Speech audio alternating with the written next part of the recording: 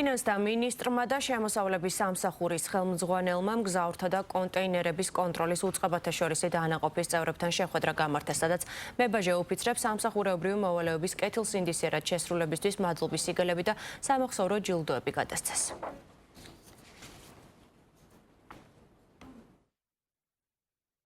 შესაძლებლობა ჰქონდა პროფესიული მოვალეობის კეთილსინდისიერად შესრულებისთვის მადლობა გადაგვეხადა იმ მებაჟე ოფიცრებისთვის, რომლებმაც განსაკუთრებით დიდი ოდენობით 50 მილიონი ლარის ღირებულების ნარკოტიკული საშუალება ჰეროინის შემოტანის მცდელობის ფაქტი აღკვეთეს.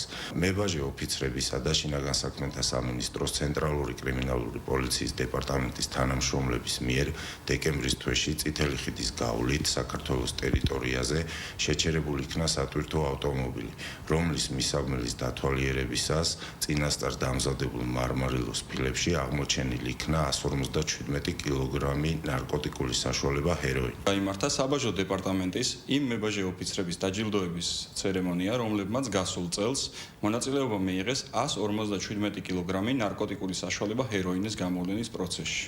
საბაჟო დეპარტამენტი მომავალშიც აქტიურად გააგრძელებს რისკის შემცველი გადაზიდვების იდენტიფიცირებას.